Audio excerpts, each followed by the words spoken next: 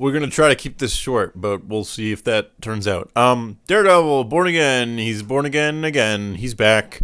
First 2 episodes are out, and I watched them. I have a lot of thoughts. We're going to try to keep things short. Overall, I was very impressed. This did not feel like a traditional Disney Plus Marvel show in all of the best ways. It does feel like a continuation of the Netflix Daredevil, but it also feels very different. And I think the best way to describe it is kind of like when you're reading a comic and then a different creative team takes over and starts a new run or a new story arc. And that's what this feels like. It still acknowledges everything that came before. It's still a continuation of the story. The characters still feel pretty consistent. This is definitely the start of a new arc. It's doing some stuff different. The characters still feel the same, but we're doing a new chapter now. There's new characters. It's doing a new thing that is still a continuation of what came before. Overall, I think the writing, the directing, the cinematography, the lighting looks really nice. All that stuff I think is really quality. And of course, the cast is excellent. I really, really love all these actors, but of course, in particular, Charlie Cox as Daredevil and Vincent D'Onofrio as Kingpin. Both of them are excellently cast and give great performances. They continue to do so here, and I like these characters and these performances and these actors and these roles so much that I think that is really helping this show. So far as it's giving me, I'm giving this show a lot of leeway, because I just like watching these characters that much. However, that is not to say that the show does a bad job with these characters, because I think it does a lot of things really well with them. And one of the things that I've liked a lot about these first 2 episodes is that it really is taking its time, which is something that I feel like none of the other Disney Plus Marvel shows have really done. There's a lot of crazy action at the very start of the first episode, which I'll get into in a sec, but then it scales way back and it's like just character development scenes, just drama scenes with these characters. Matt quits being Daredevil at the very start for the second or maybe third time, because things can never go right in if it's not a Daredevil story unless Matt's life is falling apart. So of course he has to end up quitting being Daredevil every other season of thing that he's in. So he's just being Matt Murdock, just doing lawyer shit. And we get so much scenes of him just doing lawyer shit in these first 2 episodes, and I love it. It's like, it's all the shit that I liked from the original Daredevil, and all the stuff that I wish that She-Hulk even attempted. But we don't have time to get into that. And the other stuff we get is a lot of scenes of Kingpin. He is running for mayor. He comes in the game late and then immediately wins, because in America, people only fail upwards. And yes, there's a lot of very thinly veiled Trump analogies, but of course there is.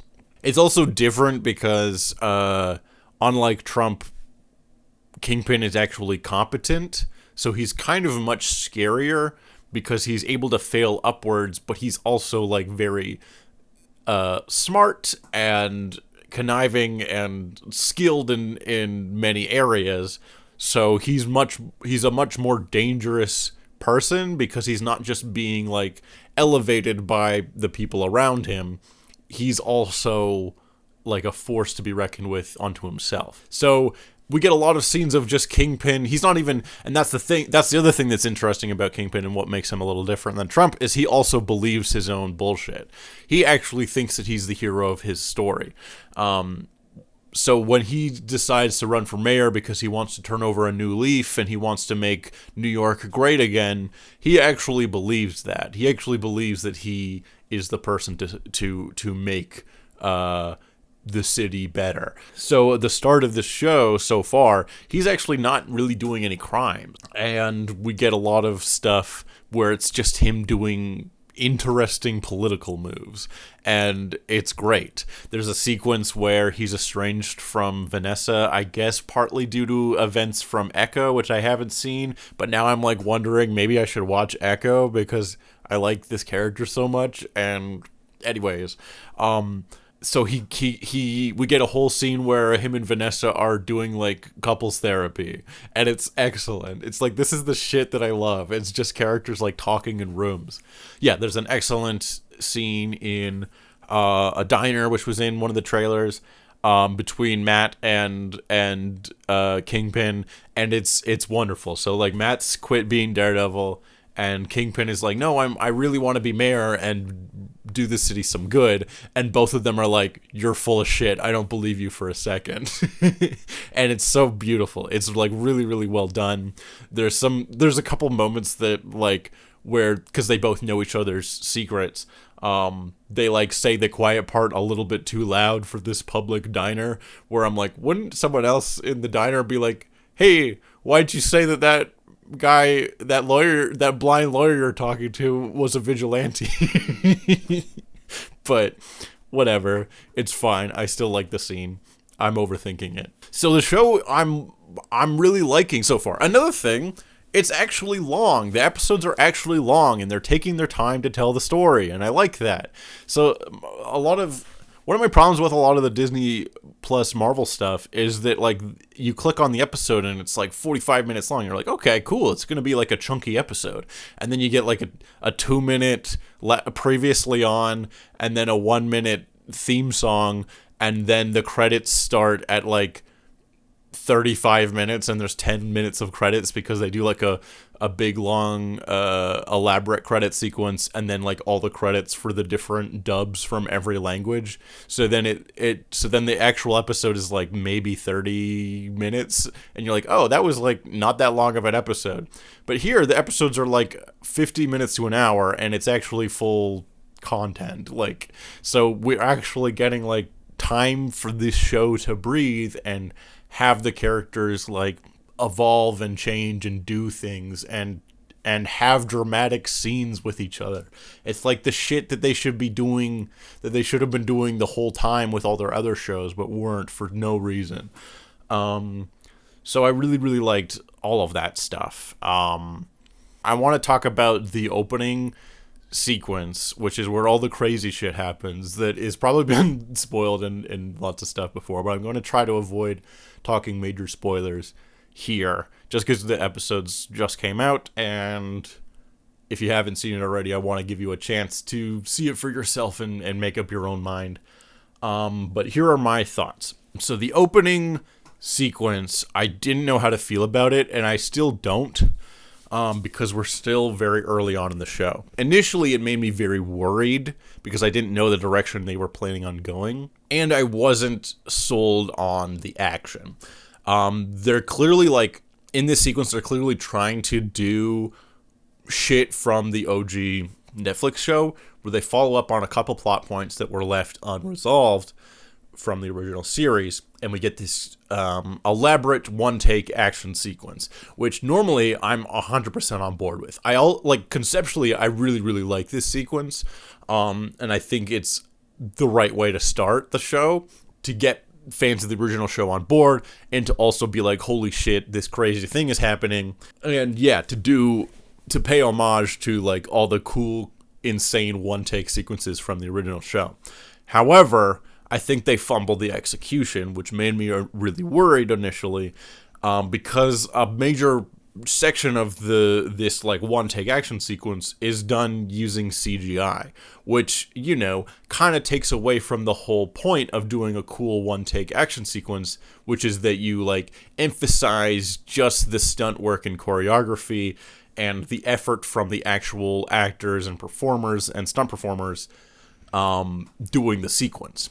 And in this sequence, they do some like crazy elaborate thing where it starts with Daredevil like swinging into a building and he like smashes through the window, and that transitions into him and the guy he's fighting like are CGI, like they're digital doubles, and they try to obscure it with like a whole bunch of smoke, but I could tell, and I don't think it was that hard for me to tell, and that kind of ruins the whole point of it.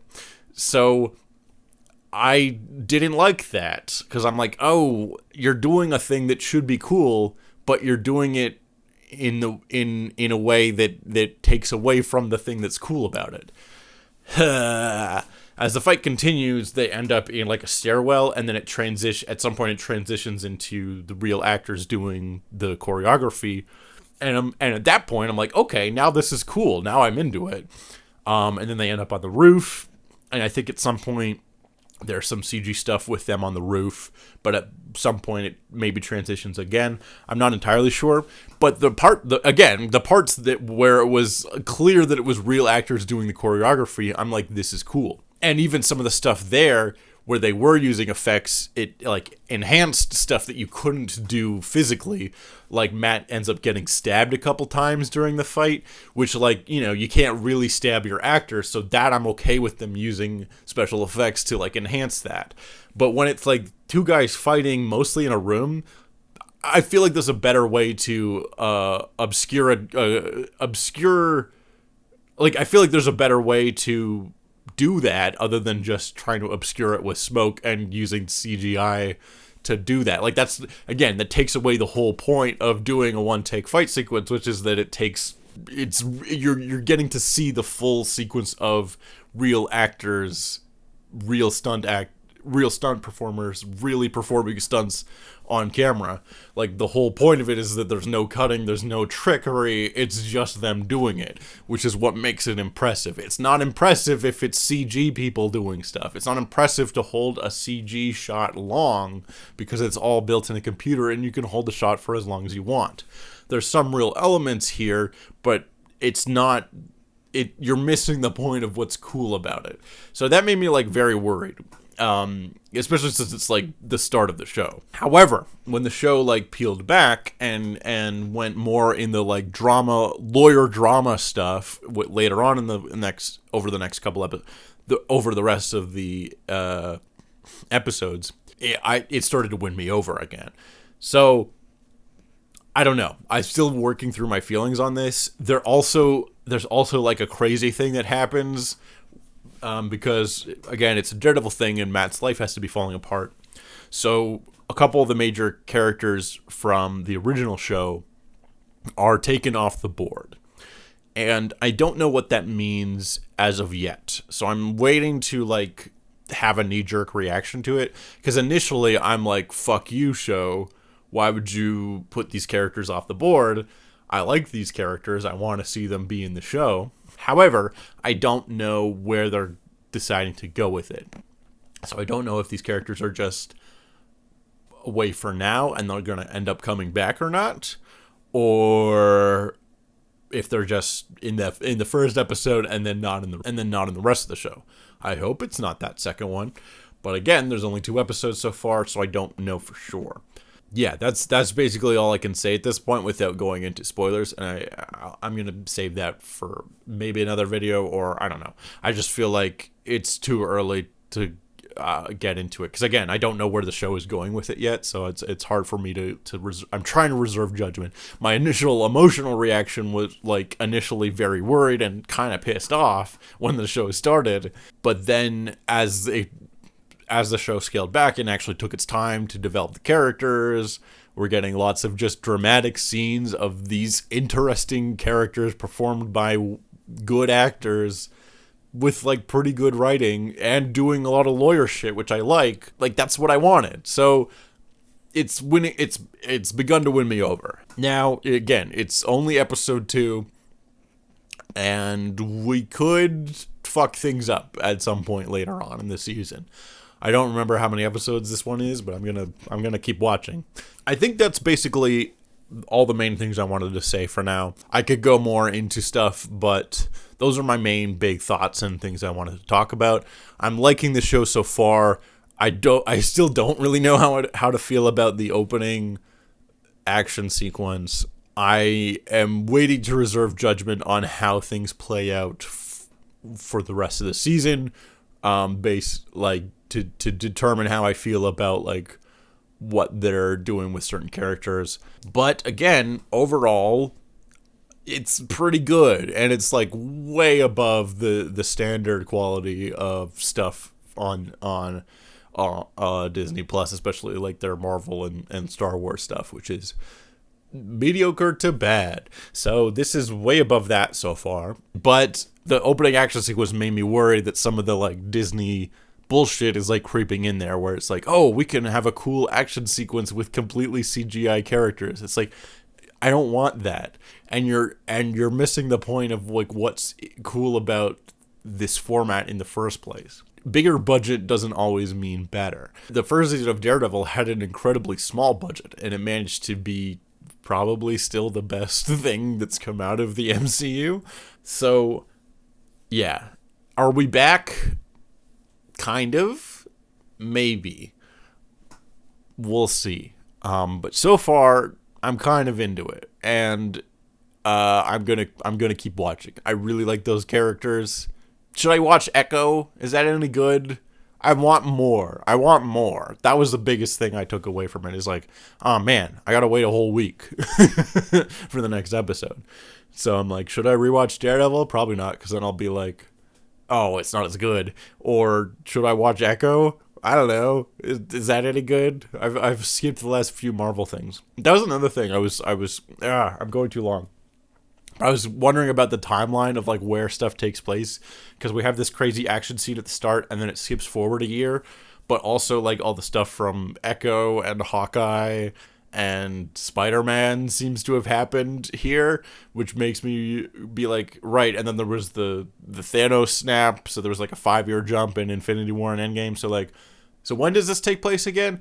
I don't know. It doesn't really matter. I'm overthinking it. Okay, that's this episode. I'm going to maybe talk more about later when more episodes come out. I'm not sure. What do you think? Are you watching the show? Should I watch Echo? I'm still kind of conflicted, but overall, the show is winning me over. So I'm going to keep watching. And that's it. I hope it's good. I hope it continues to be good. Bye-bye.